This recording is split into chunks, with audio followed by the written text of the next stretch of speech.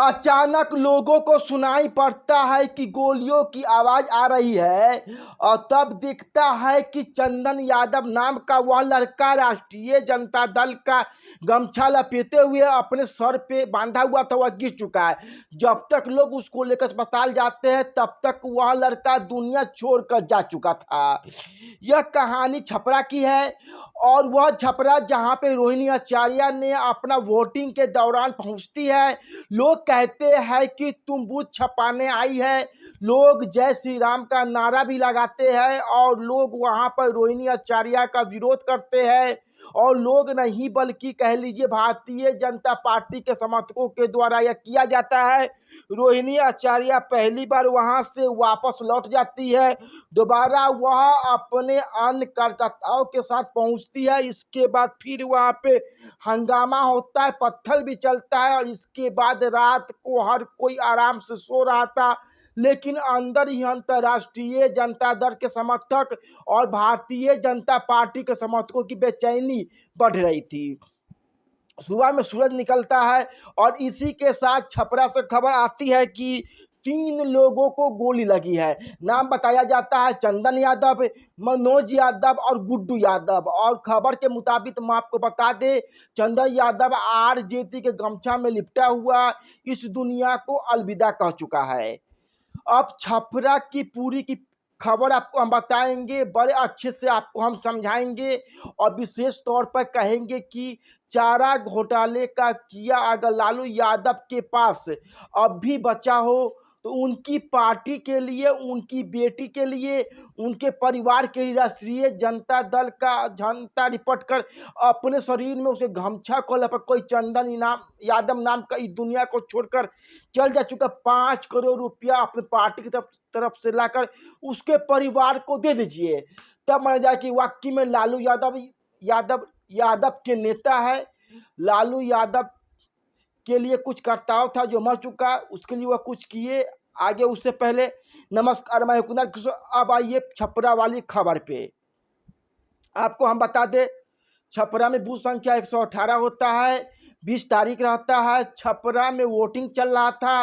तमाम अलग अलग बूथों पर लोग वोट डाल रहे थे और अचानक रोहिणी आचार्य बूथ संख्या 18 पहुंचती। 2:30 बजे का वक्त रहता है। लोग वहां पर विरोध करते हैं, कहते हैं कि सब कुछ शांतिपूर्ण ढंग से हो रहा है तो तुम इस जगह पर क्यों आई हो, तुम बूथ के अंदर क्यों जा रही हो। लोगों का विरोध होता है। राजा रोहिणी आचार्य वहां पर से वापस लौट जाती है, लेकिन रोहिणी आचार्य भी उस तमाम लोगों को जवाब देती है। इसके कुछ घंटे के बाद रोहिणी आचार्य वापस आ जाती है। इस बार वह अकेली नहीं, वह उनके साथ 2-4 कार्यकर्ता नहीं बल्कि लोग कहते हैं कि 25-30 की संख्या में उनके कार्यकर्ता राष्ट्रीय जनता दल के समर्थक मौजूद थे। और तब शुरू होता है राजीव प्रताप रूडी के बीजेपी समर्थक और रोहिणी आचार्य के आरजेडी समर्थक के कार्यकर्ताओं के बीच आमना सामना। अब यहीं से सोशल मीडिया पर एक बहुत बड़ा पक्का है जो इन तमाम चीजों को राजपूत और यादव की बनाने की कोशिश में लगा। बेशक हम कहेंगे कि आप राजपूत बना लीजिए, यादव बना लीजिए, लेकिन आप सोच के देखिए, अगर एक यादव लड़का अगर राष्ट्रीय जनता दल का गमछा अपने शरीर में लिपटे हुए इस दुनिया को अलविदा कह देता है तो उस लड़के के परिवार को लालू प्रसाद यादव और राष्ट्रीय जनता दल के पार्टी क्या देगी। ऐसे ही आप सोचिए, अगर कोई राजपूत बीजेपी का गमछा लपटे किसी भी अनैतिक काज के दौरान इस दुनिया को अलविदा कह देगा तो भारतीय जनता पार्टी और उनके नेता उनके परिवार को क्या देंगे। इसीलिए अपना दिमाग चलाइए या अपना बुद्धि चलाइए। कहीं भी सोशल मीडिया पर अनाप तमाप कुछ भी पढ़कर मत लिख लीजिए। केवल और केवल उतना ही समझिए, उतना ही लिखिए जितने की जरूरत हो।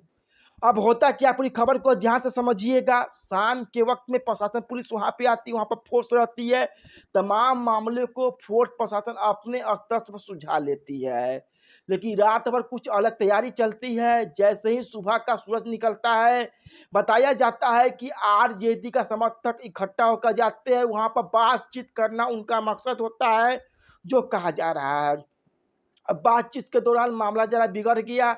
मामला बिगड़ा तो कहा गया कि दोनों तरफ से फायरिंग हुई और इसके बाद पता चलता है कि चंदन यादव नाम का लड़का, इसके बाद एक और लड़का जिसका नाम गुड्डू यादव है, एक और आदमी जिसका नाम मनोज यादव है, उनको गोली लगती है।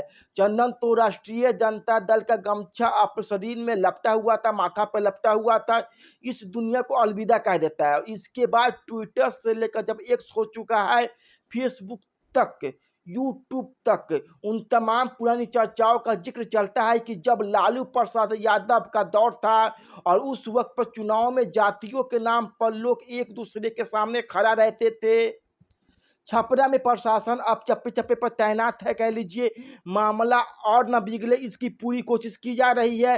लेकिन छपरा के पूरे मामले को हमने इसलिए बताया, इसलिए समझाया कि आप अपने दिमाग को ठंडा रखिए। जाति के नाम पे अगर आप किसी पार्टी का झंडा लपेट कर इस दुनिया को छोड़कर चले जाएंगे तो यह दुख अकेले आपके अपने परिवार वालों को ही झेलना होगा। न लालू यादव के घर में, यादव के घर में आके बोलेंगे कि उस लड़के के पिता को हमारा सभा सांसद बना दे, ना अगर कोई राजपूत छोड़कर चला जाता है दुनिया तो बीजेपी आकर कहते कि इस लड़के के पिता को, उसके परिवार के, उसकी माँ को, उनकी पत्नी को हम राज्यसभा का सांसद बना देते हैं।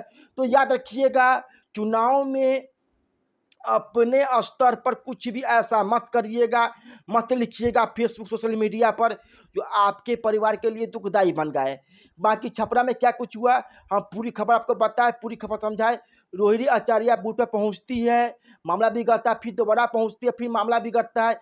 इसके बाद आरजेडी और बीजेपी समर्थक आमने सामने रहते हैं और सोशल मीडिया पर तो कि गोली 3 यादव को लगी है, तो जाति वाला एंकर अपने आप पहुंच ही जाता है।